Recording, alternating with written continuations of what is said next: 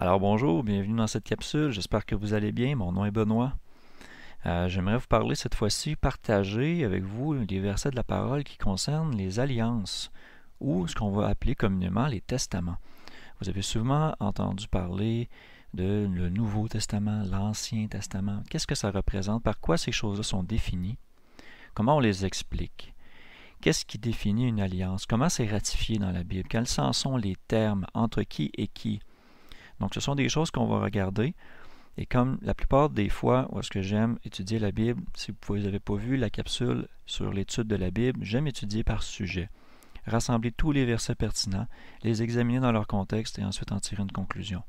Pour ne pas que moi, je puisse avoir cette tendance à pousser ma compréhension dans le texte, mais plutôt pour prendre ce que le texte me dit et l'accepter tel qu'il est. Donc, c'est ce que j'aimerais partager avec vous aujourd'hui. Alors, allons-y, ça va être un petit moment qu'on va passer ensemble. Ancien et Nouveau Testament. L'exemple que j'aimerais vous apporter, c'est que par exemple, quand on passe un contrat entre deux personnes, je parle de deux humains, chacun a des termes à remplir. Chacun a une obligation par rapport au contrat. Si je signe un contrat avec un entrepreneur, ma part, c'est de payer une certaine prestation. Et la part de l'entrepreneur, c'est de donner un certain service. Alors, si lui ne remplit pas les termes de son contrat, il peut arriver certaines choses. Et si moi, je ne remplis pas les termes de mon contrat, si je ne paye pas, il va arriver d'autres choses. Ce qui est magnifique avec la parole de Dieu, c'est que même si l'homme, d'une certaine manière, a failli un peu à ses obligations par rapport au contrat, Dieu lui est fidèle dans ses promesses. Et c'est ça qu'on va regarder. Si vous voyez mon image de fond, c'est un arc-en-ciel avec un beau paysage en arrière qui nous rappelle l'arc-en-ciel de l'alliance de Noé, qu'on va évoquer également, qu'on va voir dans les versets qui suivent. Première des choses, j'aimerais regarder avec vous les définitions de c'est quoi testament. Quand on dit Nouveau Testament, Ancien Testament. L'Ancien Testament a été écrit en hébreu, et même s'il y a une version qui existe, qui est grecque, qu'on voit ici, qui est la Septante, le Nouveau Testament lui a été écrit en grec. Donc, les termes pour désigner la même chose, c'est-à-dire testament, vont être différents. Alors ici, je vais ouvrir la concordance. Le site de concordance que j'utilise est Blue Hill Bible parce que je trouve qu'il est assez complet, mais il y en a d'autres. Il y a d'autres outils qui existent. Vous pouvez utiliser votre concordance préférée, vous allez pouvoir voir les termes. Dans l'Ancien Testament, c'est le mot hébreu H, 1285, Beriyit. Beriyit veut dire alliance, testament, contrat ou engagement, pledge, entre des hommes, entre l'homme et Dieu. OK? Alors, allons voir maintenant la définition d'un testament ou d'une alliance dans le Nouveau Testament. Diatheke, en grec, du grec 1242.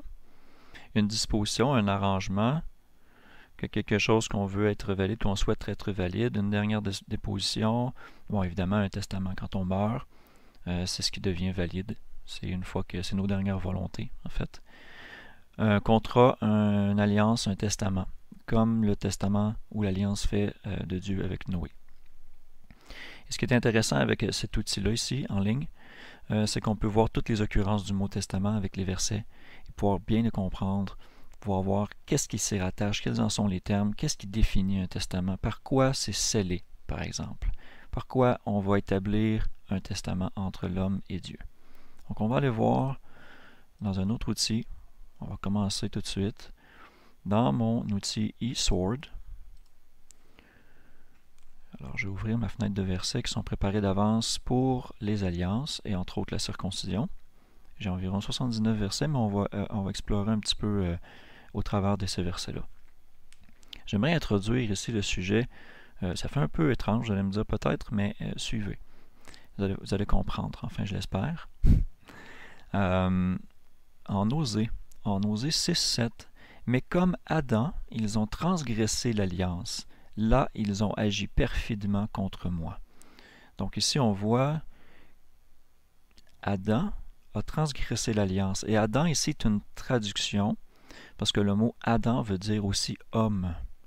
Et quand on va voir dans la Septante, c'est marqué anthropos. Anthropos veut dire l'humain, un homme. Donc c'est comme les hommes, ils ont transgressé l'alliance, et là ils ont agi perfidement contre moi. Donc encore là, on voit ici qu'il y a rupture de l'alliance, de la part des hommes dans ce verset spécifique d'Osée. Mais en même temps, ça nous donne un aperçu. On voit que Adam, d'une certaine manière, par extension de la signification du nom, pourrait avoir transgressé l'alliance qu'il avait avec Dieu. Si vous vous rappelez qu'est-ce qui s'est passé dans le Jardin d'Éden, vous pouvez aller lire Genèse 2, 3, 4, c'est là que ça se passe. Vous allez voir qu'est-ce qui se passe avec ça. Alors, Dieu avait donné un ordre très simple, ne pas manger de l'arbre de connaissance du bien et du mal. Et puis il l'a fait par sa femme, qui a été tentée par le serpent. Alors, il a été expulsé du Jardin d'Éden. Il est devenu pécheur, c'est-à-dire qu'il a transgressé un ordre direct, une parole que Dieu avait dite. Donc, allons voir le cas de Noé. Noé, qui vient d'une longue lignée des enfants d'Adam et Ève par Seth. Et là, ici, on voit à la sortie de l'arche, on va se concentrer là-dessus. À la sortie de l'arche, Noé bâtit un autel à l'Éternel et il prit de toute bête pure et de tout oiseau pur et il offrit des holocaustes sur l'autel, c'est-à-dire des sacrifices. Donc, il faut qu'il les tue, donc il faut qu'il fasse couler le sang. Et l'Éternel respira l'agréable odeur, c'est une figure de style. Et l'Éternel dit en son cœur, je ne maudirai plus la terre à cause de l'homme, car la nature du cœur de l'homme est mauvaise dès sa jeunesse. Et je ne frapperai plus tout ce qui vit comme je l'ai fait. Tant que la terre durera, les semailles et la moisson, le froid et le chaud, l'été et l'hiver, le jour et la nuit ne cesseront point. Donc ça, c'est une alliance qu'il a fait avec Noé, mais il l'a fait aussi avec toute sa postérité. Donc ça, c'est la part un peu de gratitude que Noé a fait quand il a fait les sacrifices, et c'est ce qui a un peu comme scellé le sacrifice, c'est ce qui a scellé l'alliance, le pacte entre Noé, ses descendants et Dieu. En Genèse 9.9, on voit « Quant à moi, voici, j'établis mon alliance avec vous et avec votre postérité après vous, et avec tous les êtres vivants qui sont avec vous, tant les oiseaux que le bétail, et de tous les animaux de la terre avec vous, tous ceux qui sont sortis de l'arche jusqu'à tous les animaux de la terre. J'établis donc mon alliance avec vous, et nulle chair ne sera plus exterminée par les eaux du déluge. Il n'y aura plus de déluge pour détruire la terre. Et Dieu dit, voici le signe de l'alliance que je mets entre moi et vous, et tous les êtres vivants qui sont avec vous pour les générations futures. Je mets mon arc, un arc-en-ciel, dans les nuées, nuée veut dire nuage, et il servira de signe d'alliance entre moi et la terre. Et là, on voit, il arrivera que lorsque j'amasserai des nuées sur la terre et que l'arc paraîtra dans les nuées, je me souviendrai de mon alliance qui existe entre moi et vous, et tout être vivant de toute chair. Et les eaux ne deviendront plus un déluge pour exterminer la vie sur la terre. Donc, est-ce que cette alliance-là est encore valide de nos jours? Probablement que oui. Moi, je crois fermement que Dieu ne va pas détruire la terre par un déluge d'eau. Parce que c'est une alliance qu'il a fait avec Noé, c'est une alliance qui est encore valide.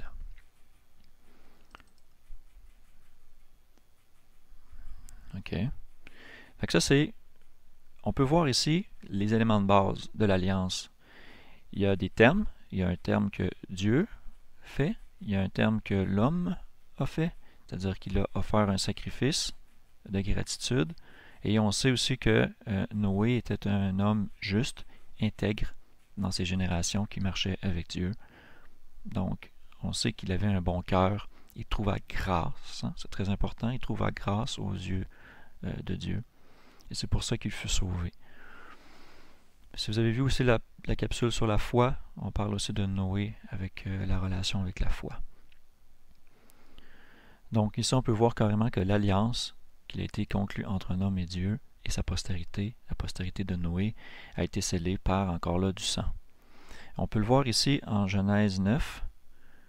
Celui qui répandra le sang de l'homme, par l'homme son sang sera répandu, car Dieu a fait l'homme à son image.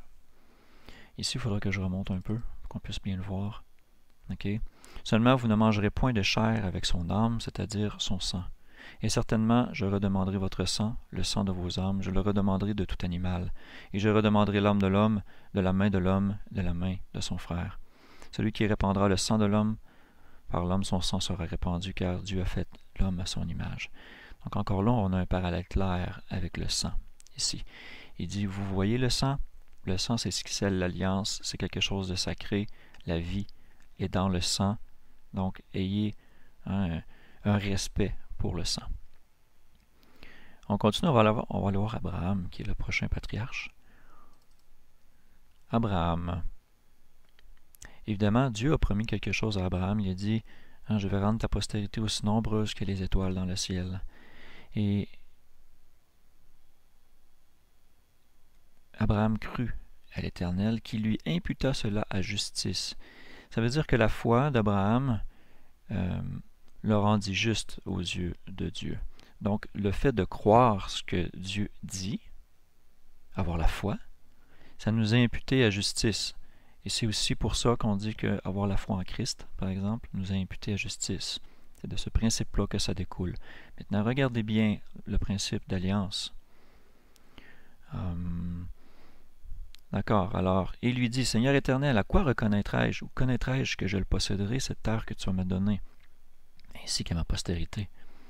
Il lui répondit, prends pour moi une génisse de 3 ans, une chèvre de 3 ans, un bélier de 3 ans, une tourterelle et un pigeonneau. Et il prit toutes ces choses et les partagea par le milieu. Ça veut dire les découper en deux. Vous pouvez imaginer que ça doit faire du sang. Et il mit chaque moitié vis-à-vis de l'autre, et il ne partagea pas les oiseaux. Les oiseaux de proie fondirent sur ces bêtes mortes, mais Abraham les chassa. Et là, ici, un peu plus loin, on voit la conclusion de ça. Il s'est endormi. Il y a eu une vision dans laquelle Dieu lui a parlé.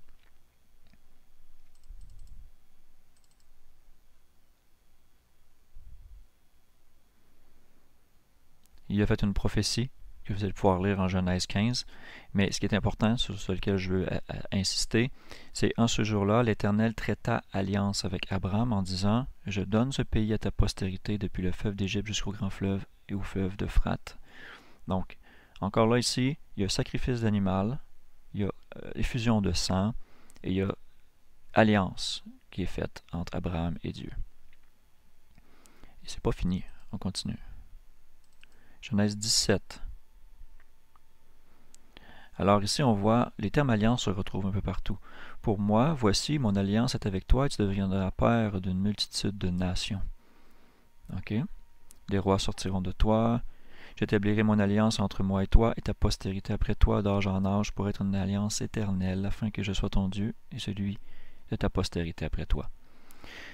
Ici, en Genèse 17, 9, on dit, « Puis Dieu dit à Abraham, mais toi, tu garderas mon alliance, toi et ta postérité après toi, d'âge en âge.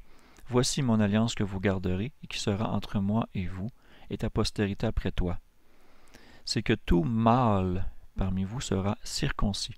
Et vous circoncirez votre chair, et ce sera un signe d'alliance entre moi et vous. » Et c'est pour ça qu'on circoncis tout jeune mâle de 8 ans, de 8 mois, pardon, de 8 jours. À l'âge de 8 jours, tout mâle sera circoncis parmi vous dans vos générations.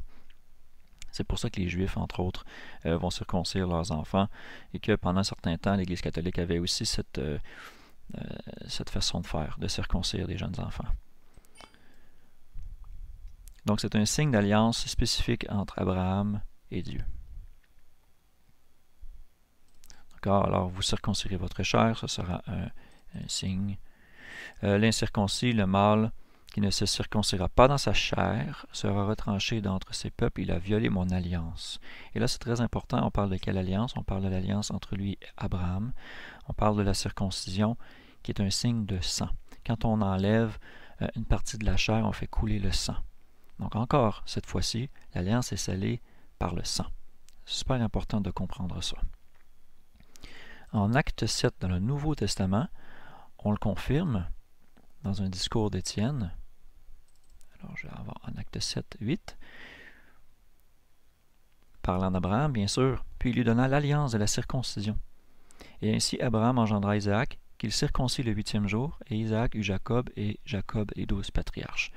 Ici, on fait simplement confirmer que l'alliance d'Abraham était l'alliance de la circoncision, c'est-à-dire l'effusion de sang également. Parlant un peu plus d'Abraham, Paul en parle en Romains 4. On parle bien sûr de la circoncision parce que c'est quelque chose qui est peut-être mal compris, la circoncision de la chair. Quel était le but de ça et est-ce que c'est encore valide aujourd'hui? C'est très important de comprendre par rapport à l'Alliance, par rapport au Testament. Romains 4, 9. Ce bonheur donc n'est-il que pour les circoncis, Et bien, on parle de heureux l'homme à qui le Seigneur n'imputera pas le péché. Où est-il aussi pour les incirconcis? Car nous disons que la foi d'Abraham lui fut imputée à justice. Vous vous rappelez quand il a promis que Abraham a cru, ça dit que ça lui fut imputé à justice. C'est de ça qu'il parle ici. Mais quand cela lui a-t-il été imputé? Est-ce lorsqu'il a été circoncis ou lorsqu'il ne l'était pas? Ce n'a pas été après la circoncision, mais avant. Évidemment, il a eu la foi avant d'être circoncis. Et il reçut le signe de la circoncision comme un sceau de la justice de la foi qu'il avait eue, étant incirconcis, afin d'être le père de tous ceux qui croient, quoique incirconcis, et que la justice leur fut aussi imputée. C'est intéressant. Ça veut dire que la circoncision est un signe de la foi d'Abraham. Mais spécifiquement, je le répète encore, la circoncision est un signe, une alliance de sang. C'est une effusion de sang. Quand on fait couler le sang en pratiquant la circoncision. On va aller un petit peu plus loin dans un exemple très concret. Moïse n'avait pas encore reçu la loi. Il sortait d'Égypte et ce signe de la circoncision-là était connu même chez les Égyptiens. Historiquement, c'est prouvé aussi que les Égyptiens étaient connus pour pratiquer la circoncision. Ici, on peut voir l'épouse, Séphora, de Moïse, qu'il a rencontrée une fois qu'il est sorti d'Égypte, une fois qu'il s'est sauvé d'Égypte. Et en chemin, ils se font attaquer. Ici, la Bible dit par l'Éternel lui-même. Dans la Septante, ça dit par un ange, ce qui est un peu plus cohérent. Et dit, Séphora prit un couteau de pierre et coupa le prépuce de son fils et le jeta à ses pieds et dit, certes, tu mets un époux de sang. Et l'Éternel le laissa. Elle dit alors, époux de sang, à cause de la circoncision. Donc, vous voyez encore ici l'alliance qui est perpétuée par le sang, par la circoncision. On peut voir clairement ici un lien entre le sang et la circoncision.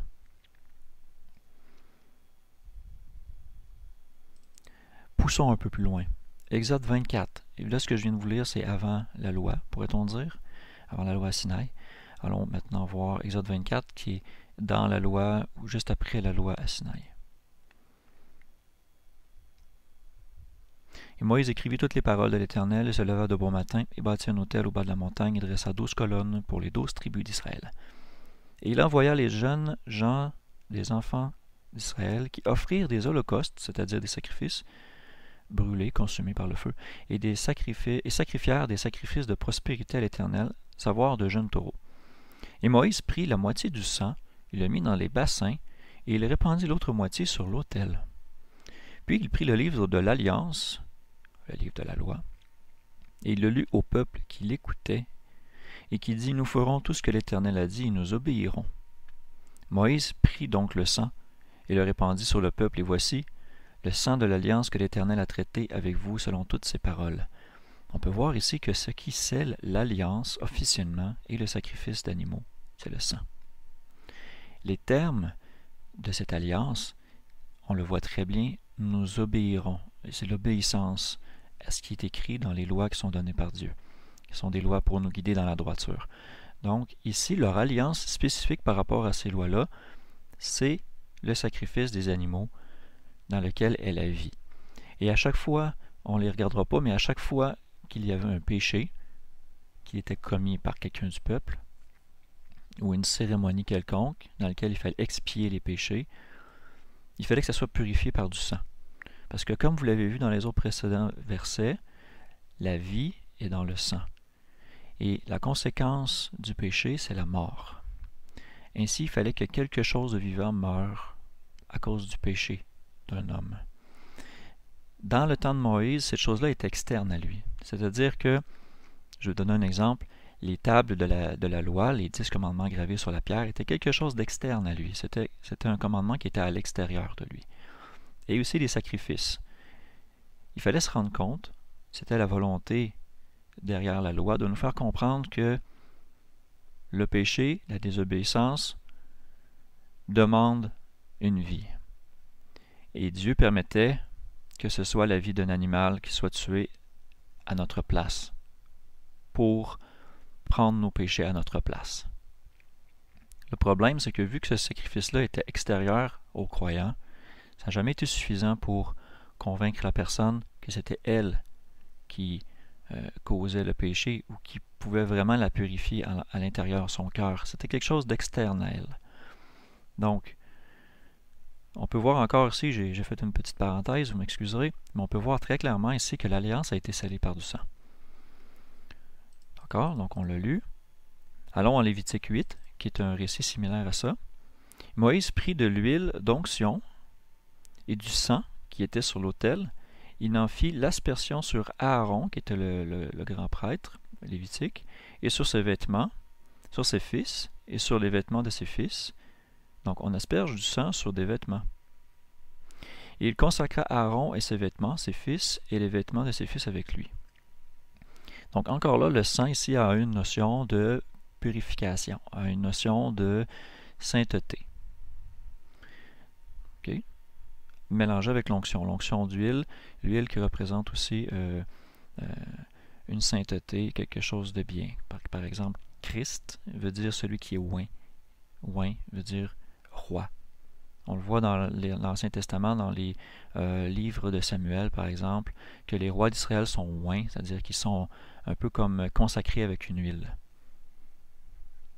Alors, je continue. Zacharie 9:11. Ici, on le voit encore très bien, regardez. « Et pour toi, en vertu de ton alliance scellée par le sang, je retirerai tes captifs de la fosse, c'est-à-dire la mort, où il n'y a point d'eau, bien sûr. Un endroit où on se dessèche. »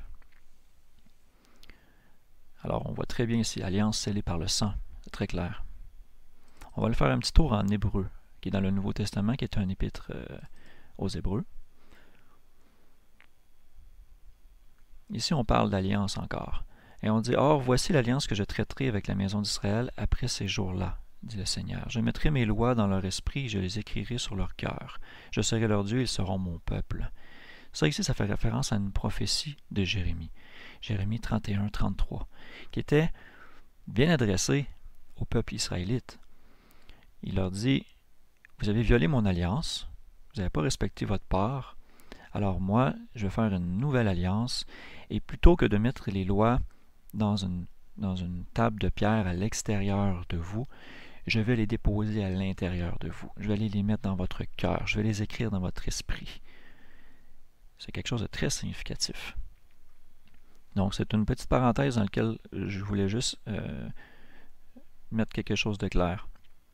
En Hébreu 8, on va y revenir une partie, mais on va voir ici que si la première alliance avait été sans défaut, il n'y aurait pas eu lieu d'en établir une seconde.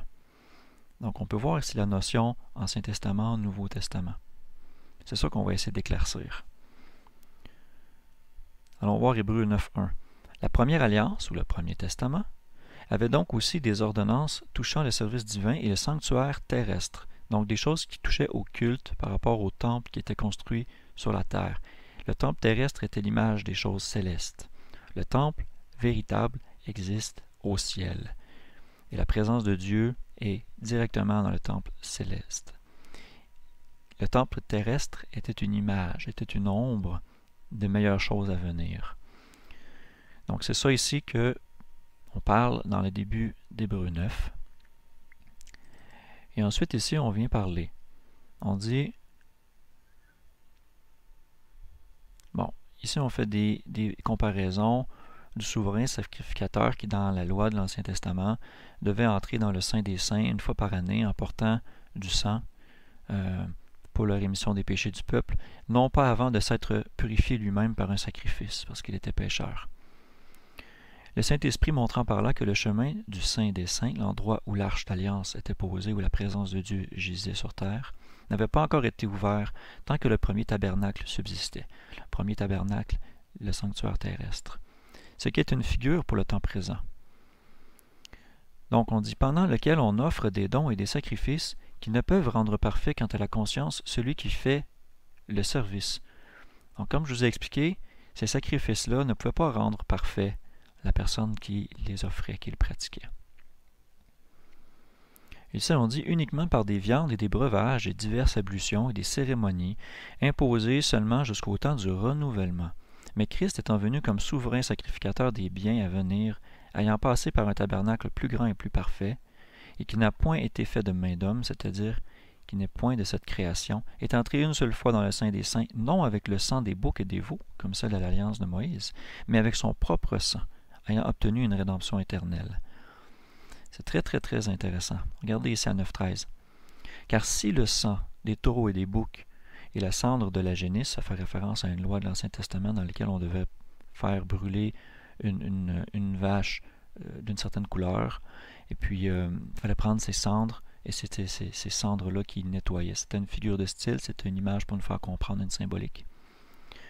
Donc, si le sang qu'on répand sur ceux qui sont souillés les sanctifie quant à la pureté de la chair, combien plus le sang de Christ qui par un esprit éternel s'est offert à Dieu lui-même sans tache. Jésus était sans péché, donc sans tache. Purifiera-t-il votre conscience des œuvres mortes afin que vous serviez le Dieu vivant? C'est pourquoi il est le médiateur d'une nouvelle alliance. Et c'est là que ça devient intéressant. Afin que, la mort intervenant pour l'expiation des péchés commis sous la première alliance, ceux qui sont appelés reçoivent la promesse de l'héritage éternel. Car où il y a un testament, il est nécessaire que la mort du testateur soit constatée.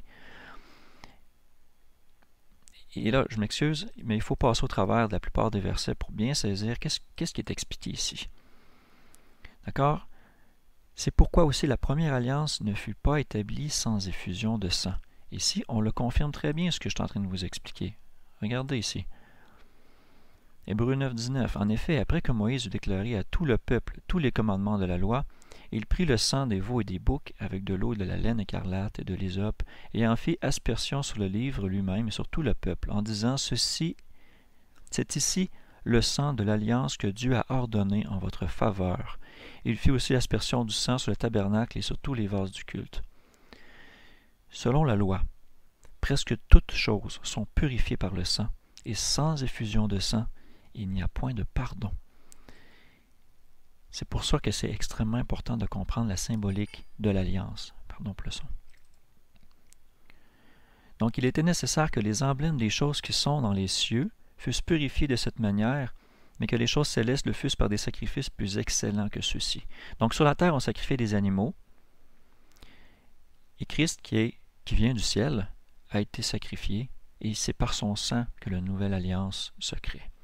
Et c'est par ça qu'on entre dans la nouvelle alliance. C'est pas par le sang des boucs, des taureaux, des animaux.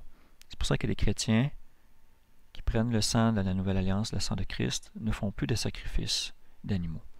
Il n'y a plus de service au temple non plus. Tout ce qui concerne les sacrifices et les offrandes et toutes ces choses-là ne sont plus charnelles, ne sont plus à faire.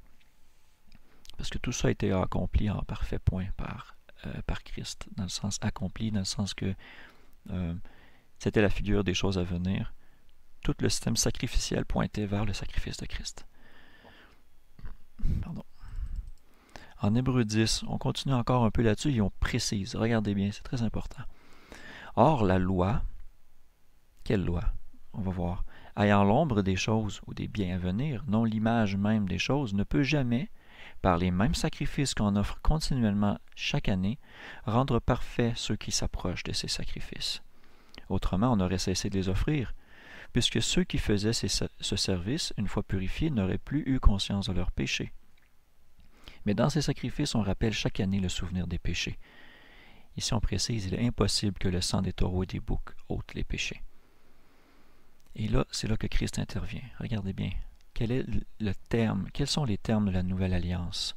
C'est pourquoi Christ, entrant dans le monde, donc s'incarnant, venant, entrant dans le monde, dit « Tu n'as pas voulu de sacrifice ni d'offrande, mais tu m'as formé un corps. » Ici, on peut parler autant du corps de Christ dans le sens son corps physique quand il a marché comme un homme, autant qu'on peut parler du corps des fidèles de l'Église, qui va être le sujet d'une autre capsule, l'Église.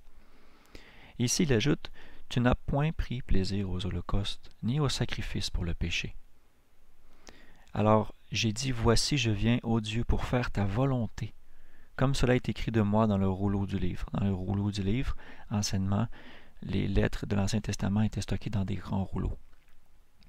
Ayant dit plus haut, tu n'as point voulu de victimes, ni d'offrandes, ni d'holocaustes, ni de sacrifices pour le péché, et on spécifie choses qui sont offertes selon la loi, et tu n'y as pas pris plaisir. Il ajoute ensuite, « Voici, je viens, ô Dieu, pour faire ta volonté. » Il abolit le premier sacrifice, la première chose, c'est-à-dire le sacrifice des boucs et des veaux, afin d'établir le second. Quel est le second? « Voici, je viens, ô Dieu, pour faire ta volonté. » Il établit l'obéissance plutôt que le sacrifice. Et c'est en vertu de cette volonté d'obéissance que nous sommes sanctifiés, par l'oblation faite une seule fois du corps de Jésus-Christ. Cette citation aussi, pour ceux qui connaissent la Bible, ça ici, c'est une citation des psaumes qu'on fait en Hébreux 10. Je vous l'ai lu, je vais aller voir la citation. Psaume 40. « Tu ne prends plaisir ni au sacrifice ni à l'offrande. » Et ici, le texte massorétique dit « Tu m'as percé les oreilles », alors qu'on voit dans le Nouveau Testament, ça dit « Tu m'as préparé un corps ». Quand on va voir ce même paragraphe-là, verset dans la Septante, on voit que c'est « Tu m'as préparé un corps ». Ça, c'est un autre sujet qu'on va explorer quand on va parler de la Septante et des traductions des Bibles. Mais continuons. « Tu ne demandes point d'holocauste ni de sacrifice pour le péché. Alors j'ai dit, voici, je viens, il est écrit de moi dans le rouleau de ton livre. Mon Dieu, j'ai pris plaisir à faire ta volonté, et ta loi est au-dedans de mes entrailles, ou est dans mon cœur. » C'est super important pour bien comprendre qu'est-ce que Christ est venu faire, qu'est-ce qu'on attend de nous aussi dans la Nouvelle Alliance. Parce qu'on dit qu'on doit suivre l'exemple de Christ. S'il n'y a plus de sacrifice pour le péché, parce que nos péchés sont effacés par le sang de Christ, qu'est-ce qui nous reste? L'obéissance. Parce que si on pêche encore, on va avoir encore besoin d'un sacrifice. Mais Christ est mort une fois pour toutes. Est-ce que ça veut dire que je peux passer ma vie à pécher, à me repentir, à pécher, à me repentir? Voyons voir qu'est-ce que la Bible dit là-dessus.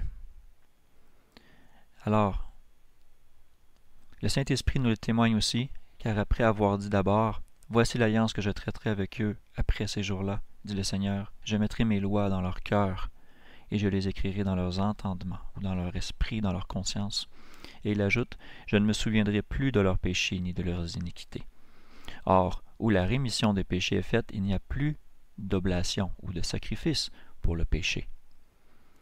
C'est très important. C'est très, très, très important ici. Et plus tard, juste un peu plus loin ici dans le texte, on parle bien, on dit « Car si nous péchons volontairement, c'est-à-dire que je sais que quelque chose est péché et que je le fais de façon volontaire, après avoir reçu la connaissance de la vérité, c'est-à-dire que je suis convaincu que la vérité, que cette chose-là, elle est péché, mais que je la fais volontairement, il ne reste plus de sacrifice pour les péchés. » C'est grave, c'est très grave, mais une terrible attente du jugement et un feu ardent qui doit dévorer les adversaires. Et là, ici, on fait un parallèle avec la loi de Moïse. Regardez, quelqu'un a-t-il violé la loi de Moïse? Il meurt sans miséricorde sur le témoignage de 2 ou de 3 personnes, parce que c'est ce qui est prescrit dans la loi, c'était la mort. La conséquence du péché est la mort. Alors ici, on dit, de quel plus grand supplice pensez-vous que sera jugé digne celui qui foulera aux pieds le Fils de Dieu et qui tiendra pour profane le sang de l'alliance par lequel il avait été sanctifié et qui outragera l'esprit de la grâce. Attendez, ici on parle de pécher volontairement. On dit, si je pêche volontairement, je vais outrager l'esprit de grâce. Parce que la grâce dit, je n'impute pas tes péchés. Je vais vous conter une petite histoire pour vous illustrer ça. Quelqu'un est sur la route, puis il conduit trop vite. Il le sait qu'il conduit trop vite. Il se fait arrêter par une police. Il est sous la loi. Il est sous la condamnation de la loi. Il n'aurait pas dû rouler à cette vitesse-là. Il se fait arrêter. Alors il se fait demander ses papiers et tout ça.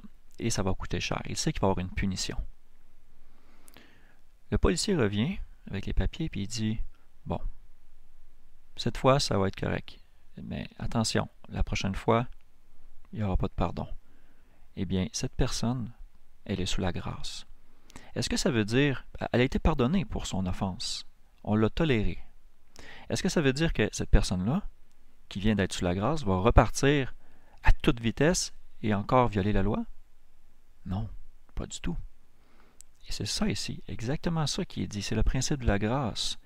Si nous péchons volontairement après avoir reçu la connaissance de la vérité, il ne reste plus de sacrifice pour les péchés. Ici, on ne parle pas seulement de ne plus avoir la foi, on parle de pécher volontairement.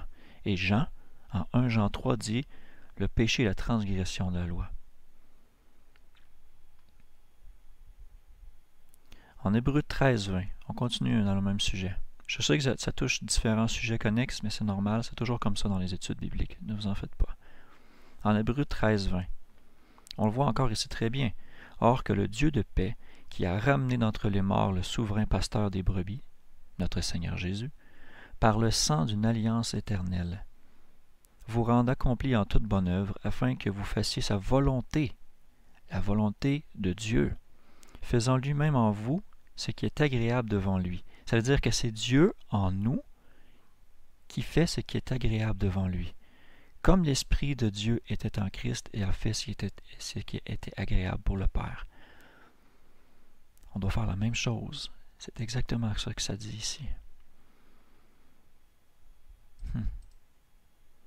Allons dans les versets du Nouveau Testament qui confirment le sang de l'Alliance, juste pour que ça soit très clair. Ça, c'est la journée avant la Pâque, c'est le 13 au soir, le 13e jour du premier mois. Évidemment, vous ne pouvez pas célébrer le repas officiel de la Pâque le jour de la Pâque, parce que la Pâque, Christ était sur la croix. Il était l'agneau qui fut crucifié.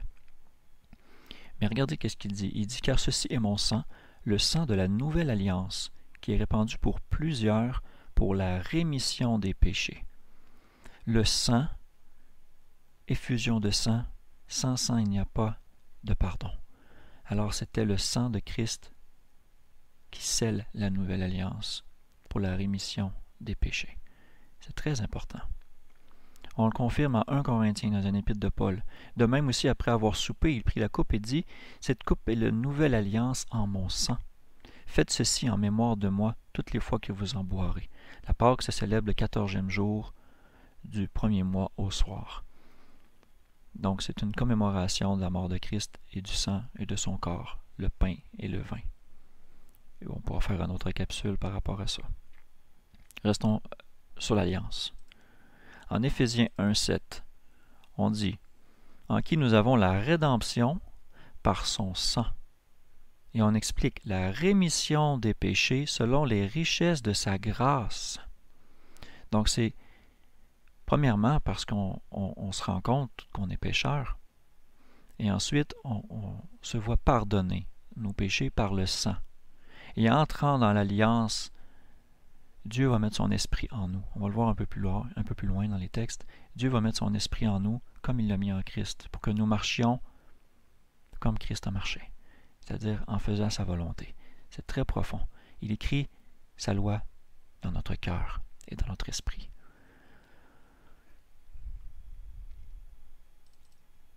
Colossiens 1, 14. Encore une fois, regardez. En qui nous avons la rédemption par son sang, la rémission des péchés.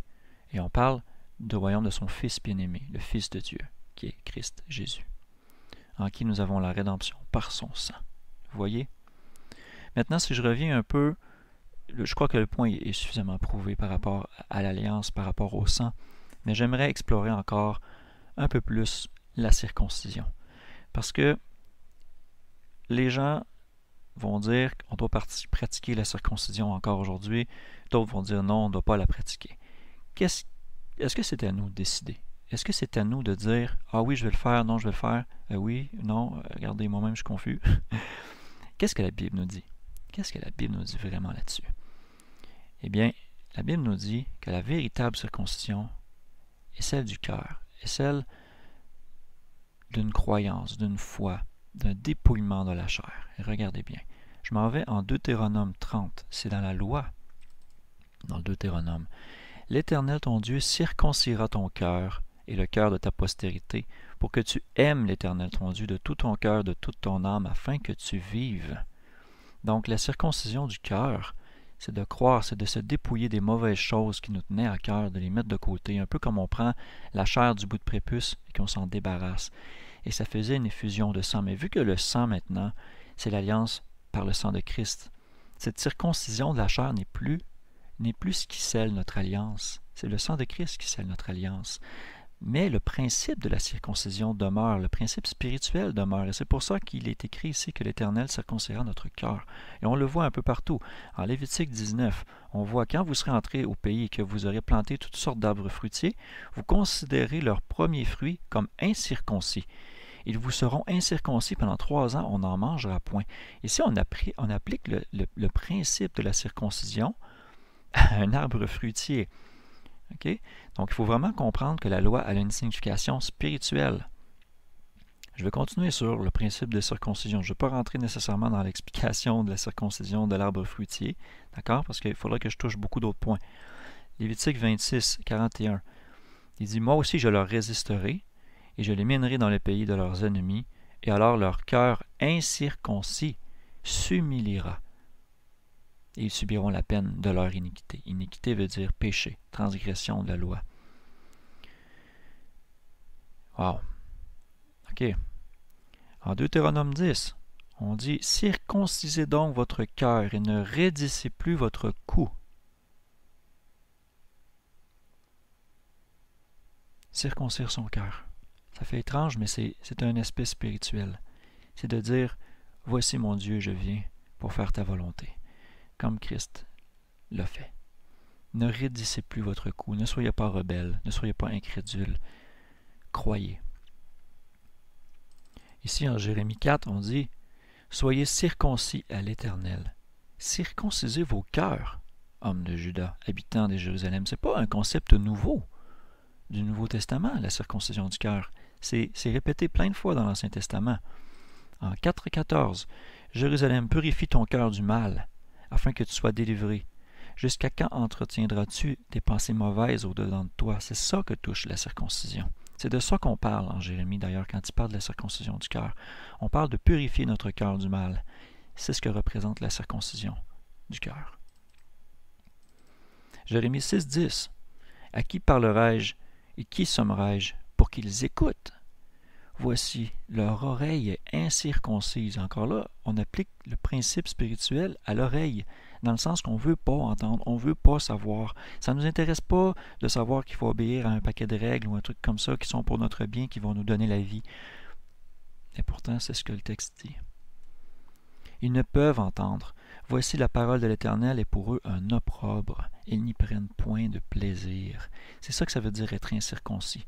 On déteste la parole de Dieu. Pour nous, ceux qui sont incirconcis, pour eux, la parole de l'Éternel, c'est un opprobre, c'est une condamnation, et on n'y prend pas de plaisir. Mais pour ceux qui sont circoncis de cœur, on a la certitude, on a la paix. On sait que les œuvres mauvaises ont été jetées au loin et que maintenant on fait le bien et on se concentre là-dessus. Qu'on a la rémission de nos péchés, que notre ancienne personne est morte. Parce que la conséquence du péché, c'est la mort. C'est un autre sujet qui touche le baptême, je n'embarquerai pas là-dedans. Mais c'est une suite logique. Je vais continuer en Jérémie 9, 25, parce que le temps file. « Voici des jours viennent, dit l'Éternel, où je punirai tous les circoncis qui ne le sont pas de cœur. » Alors, tu as beau être circoncis dans ta chair, est-ce qu'une femme peut être circoncis? Selon les Écritures, c'est seulement les mâles qui étaient circoncis. Les femmes ne pouvaient pas l'être. Et c'est peut-être à cause de ça qu'on a des pratiques comme l'excision dans certains pays, qui est tout à fait inadmissible, c'est une mutilation. Mais on voit très bien ici qu'il va punir tous les circoncis de leur chair qui ne le sont pas du cœur. Ce qui veut dire que la circoncision du cœur est encore plus importante. On peut avoir le prépuce circoncis, mais ne pas garder les commandements ou la loi de faire des choses qui sont mauvaises dans notre vie. Paul l'explique un peu plus loin dans des versets très clairs qu'on va voir. Ézéchiel le dit également. « Vous avez fait entrer les enfants de l'étranger qui sont incirconcis de cœur et incirconcis de chair, pour être dans mon sanctuaire et pour profaner ma maison. Quand vous offriez mon pain, la graisse et le sang, que vous avez violé mon alliance avec toutes vos abominations. » Ici, ce qui est important de comprendre, c'est l'incirconcis de cœur et incirconcis de chair par rapport aux enfants de l'étranger. Il y avait des commandements très précis qui disaient que les gens qui sont incirconcis de cœur ne doivent pas participer à manger des choses saintes. Et la circoncision du cœur était évidemment la profonde conviction de faire le bien, de laisser les œuvres mortes derrière nous et de faire la volonté de Dieu. C'est la signification de la circoncision, la véritable signification. Maintenant, ici, Paul le confirme. Il est vrai que la circoncision est utile si tu observes la loi, mais si tu es transgresseur de la loi, de circoncis, tu deviens incirconcis. Donc, il fait un lien direct entre l'obéissance de la loi et la circoncision. Si donc l'incirconcis, celui qui n'est pas circoncis dans sa chair, garde les commandements de la loi, ne sera-t-il pas réputé circoncis, quoiqu'il soit incirconcis dans sa chair? Donc, si l'incirconcis de naissance, c'est-à-dire dans sa chair, accomplit la loi, c'est-à-dire qu'il l'a fait, il te condamnera, toi qui avec la lettre de la loi et la circoncision, et on s'adresse particulièrement à ceux qui croient qu'ils peuvent être justifiés en faisant la loi, avec la lettre de la loi et la circoncision, est transgresseur de la loi. Et il spécifie, car celui-là n'est pas juif qui ne l'est qu'en dehors. Et la circoncision n'est pas extérieure en la chair, mais celui-là qui est juif, qui l'est au-dedans. Et la circoncision est celle du cœur, selon l'esprit et non selon la lettre. Non selon la chair, en fait. Et la louange de ce juif ne vient pas des hommes, mais de Dieu. Il est clair ici qu'on fait une relation directe entre la circoncision et l'obéissance, bien sûr par la foi.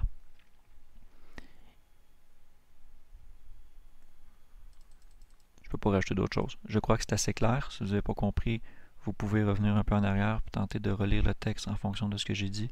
Pour moi, ici, je vois que ça, c'est extrêmement cohérent et c'est harmonieux avec le reste des Écritures qu'on vient de voir. Donc, c'est quelque chose qui prouve que la circoncision n'est pas celle dans la chair, qu'on n'a pas besoin de celle de la chair, mais que par contre, la circoncision du cœur nous amène à observer la loi. Et que si une personne est circoncis dans la chair, mais n'observe pas la loi, c'est qu'elle n'a pas la foi, elle ne fait pas les bonnes œuvres. Donc, elle est considérée incirconcise. Mais que celui qui est incirconcis, ou celle qui est incirconcis dans sa chair, mais qui pratique la volonté de Dieu, qui la met en action et qui la vit, qui observe la loi, elle devient circoncis de cœur, selon l'esprit. Très important. On continue. À ceux qui seraient appelés à se faire circoncire physiquement, il y a des versets très spécifiques comme celui qu'on vient de voir. Regardez, quelqu'un a-t-il été appelé étant circoncis, qu'il demeure circoncis? Bien sûr. Quelqu'un a-t-il été appelé étant incirconcis? Donc, est-ce que vous avez été appelé dans un appel à Dieu étant incirconcis dans votre chair? Qu'il ne se fasse pas circoncire. Regardez, il explique exactement qu'est-ce que ça veut dire. La circoncision de la chair n'est rien, et l'incirconcision de la chair n'est rien, mais l'observation des commandements de Dieu est tout. Tout ce qui est important, c'est d'observer les commandements de Dieu. Ici, on ne dit pas les commandements des Juifs ou les commandements de Moïse ou les commandements de Christ, on dit les commandements de Dieu. À quoi ça fait référence? Ça sera dans une autre capsule quand on va parler de quelle loi, ou encore la loi de Christ, vers quoi tout ça, ça pointe. On va observer d'une manière objective et d'une manière inspirée par l'Esprit, regarder vers quoi tout ça pointe, pour qu'on soit honnête dans notre étude. Je continue. En Galates 5, car en Jésus-Christ, ce qui est efficace, ce n'est ni la circoncision ni l'incirconcision, mais la foi agissant par la charité. Le mot charité ici, c'est amour. Donc on pourrait relire en disant, mais la foi agissant par l'amour. Et ici, l'amour est un sujet central du Nouveau Testament. Et si vous avez écouté la loi d'amour, la capsule sur la loi d'amour, vous pouvez faire le lien avec ce qu'on lit ici. Mais si vous ne l'avez pas écouté, vous pourrez le regarder dans une prochaine fois. Philippiens 3:3. Car c'est nous qui sommes la vraie circoncision. Oh, intéressant. Il parle à des païens convertis. Nous qui servons Dieu en esprit, qui nous glorifions en Jésus-Christ et qui ne mettons point notre confiance en la chair. Et là, ici, il décrit c'est quoi mettre sa confiance en la chair. Il dit, moi, circoncis le 8e jour de la race d'Israël, de la tribu de Benjamin, hébreu, né d'hébreu, quant aux lois pharisiens, quant aux zèles persécuteurs de l'Église, quant à la justice, selon la loi, irréprochable, en voulant dire que j'ai fait tout ce que la loi prescrit. Ces choses qui m'étaient un gain, je les ai regardées comme une perte. OK? Donc, Il a voulu se prouver à lui-même que par les œuvres de la loi, il était juste, qu'il était digne d'être sauvé. L'Écriture est très claire. Par les œuvres de la loi, personne ne va être sauvé. Parce que tout le monde a péché. Ici, j'aimerais faire un petit parallèle, là, mais je prendrais trop de temps. Un peu plus loin, Paul, il dit, j'essaie de m'en rappeler, mais je ne peux pas aller voir le texte sans fermer ma fenêtre. Il dit, j'ai reçu pardon de toutes ces choses parce que j'agissais par incrédulité. Je ne croyais pas et c'est pour ça que j'étais méchant. En fait, la méchanceté est contraire à la loi. Lui-même, qui avait été élevé dans les préceptes de la loi, ne comprenait pas l'esprit de la loi. Et c'est exactement ça qui est décrit ici en Philippiens 3. On continue. Colossiens 2, 11. C'est en lui, en Christ, que vous avez été circoncis, d'une circoncision faite sans main. Donc, la main qui fait la circoncision de la chair, l'acte de couper le prépuce, sans les mains. C'est Dieu qui fait cette circoncision-là. En dépouillant le corps des péchés de la chair, ce qui est la circoncision de Christ. Wow! Ayant été enseveli avec lui par le baptême, en lui aussi vous êtes ressuscités par la foi en la puissance de Dieu qui l'a ressuscité des morts.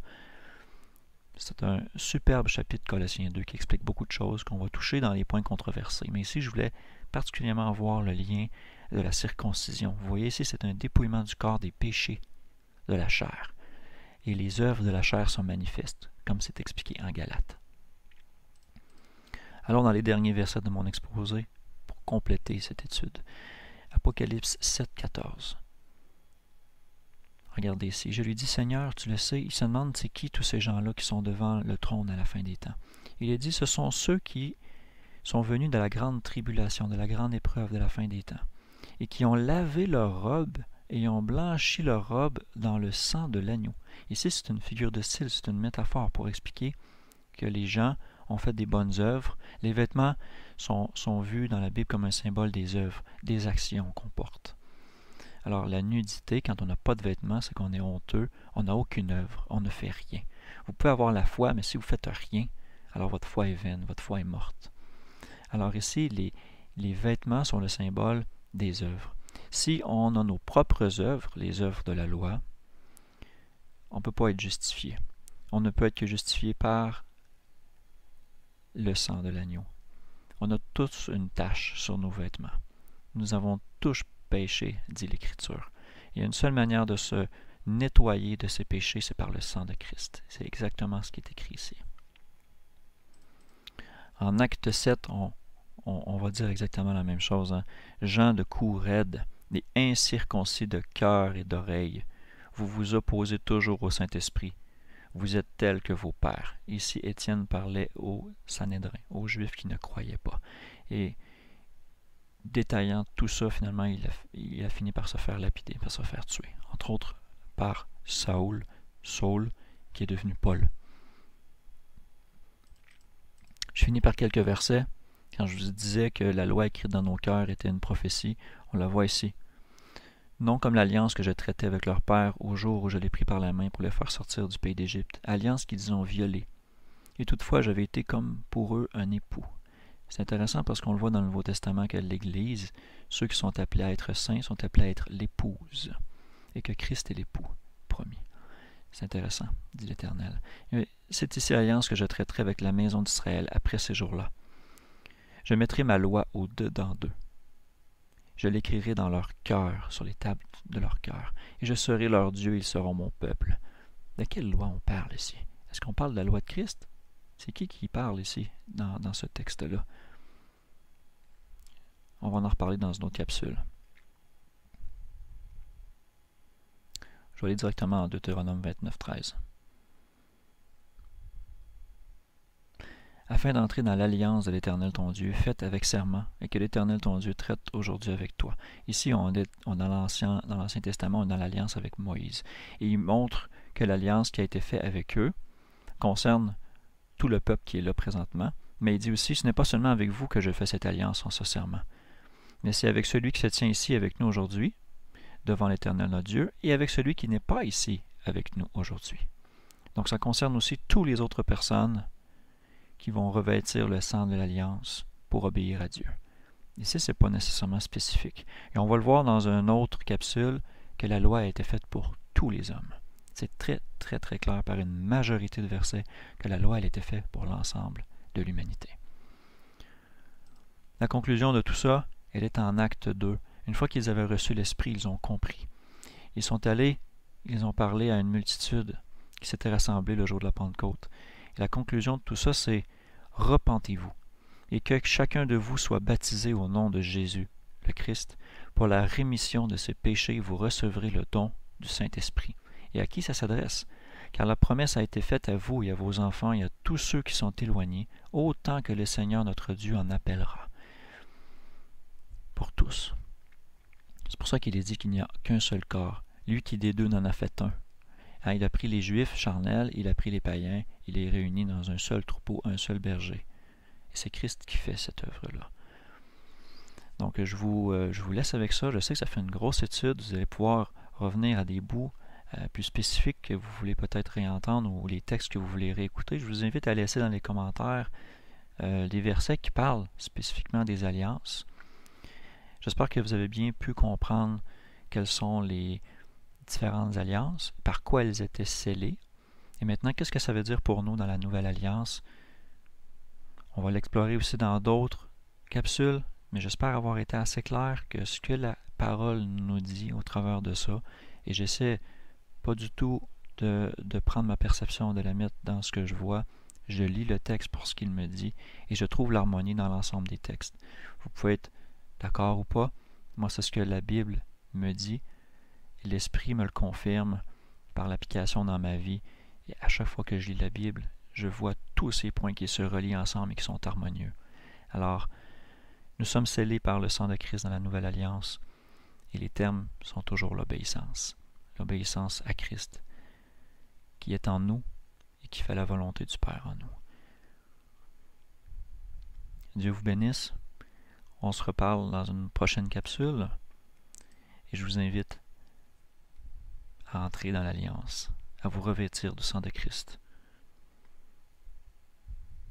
À la prochaine. Au revoir.